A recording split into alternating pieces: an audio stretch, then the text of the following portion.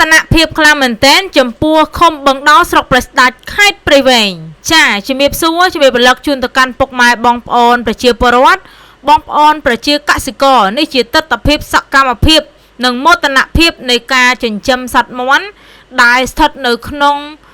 ឃុំបឹងដោលស្រុកព្រះស្ដេចខេត្តព្រៃវែងចំពោះទស្សនវិជ្ជានេះឃើញមានវត្តមានបងប្អូនប្រជាកសិករចាចំនួន5គ្រួសារដែលស្ថិតនៅក្នុងឃុំបឹងដោលដែលបងប្អូនប្រជាកសិករចាមានការចិញ្ចឹមមាន់ដើម្បីផ្គត់ផ្គង់ចាជាផលិតផលចានៅក្នុងស្រុកតែម្ដងហើយខ្ញុំឃើញពីទស្សនវិជ្ជាបែបនេះចាពិតជារីករាយជំនួសហើយនឹងអបអរសាទរពីវឌ្ឍនភាពចានៃការចិញ្ចឹមសត្វមាន់ដែលស្ថិតនៅក្នុងឃុំបឹងដោលនាពេលបច្ចុប្បន្ននេះដូច្នេះខ្ញុំសូមអំពាវនាវទៅកាន់ពុកម៉ែបងប្អូនប្រជាពលរដ្ឋទាំងអស់បងប្អូនប្រជាកសិករក្រឡេកមកមើលការចិញ្ចឹមសត្វមាន់នៅក្នុងឃុំបឹងដោលចាពិតជាល្អមែនទែនចានេះជា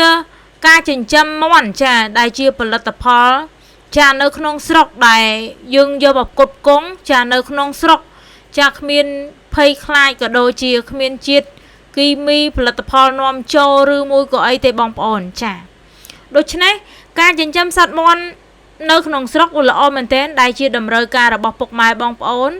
ចានៅក្នុងកម្មវិធីផ្សេងៗដែលមានតម្រូវការយកទៅធ្វើម្ហូបធ្វើអីចឹងចាផលិតផលយើងមាននៅក្នុងស្រុកយើងអត់ភ័យខ្លាចទេដូច្នេះសង្ឃឹមថាបងប្អូនប្រជាកសិករផ្សេងៗទៀតនឹងយកគំរូតាមឃុំបឹងដោលដែលបងប្អូនប្រជាកសិករនៅទីនេះគាត់មានគំនិតច្នៃប្រឌិតថ្មីតែម្ដងដើម្បីការចិញ្ចឹមសត្វមាន់ហ្នឹងចាបានយ៉ាងល្អនៅក្នុងភូមិក៏ដូចជានៅក្នុងមូលដ្ឋានរបស់គាត់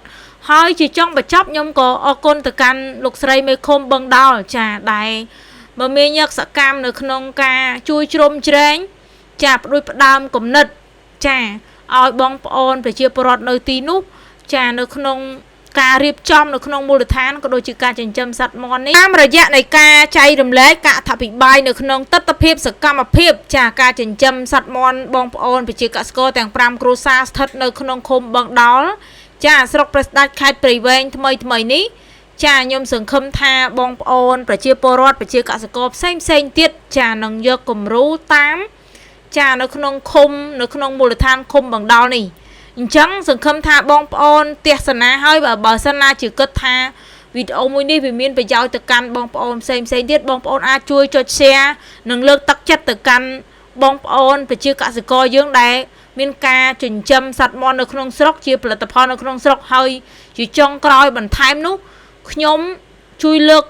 ទឹកចិត្តកម្លាំងចិត្តទៅដល់បងប្អូនដែលកំពុងតែមានវត្តមាននៅក្នុងការចិញ្ចឹមសត្វមាន់នេះហើយក៏អរគុណមិនភ្លេចទេអរគុណទៅលោកស្រីមេឃុំបឹងដោលដែលមមាញឹកនឹងសកម្មជួយគត់គង់និងផ្ដល់ជាយុបមតិយោបល់ចាប់បង្ហាញផ្លូវដល់បងប្អូនប្រជាពលរដ្ឋក៏ដូចជាបងប្អូនប្រជាកសិករនៅក្នុងមូលដ្ឋានហ្នឹងចា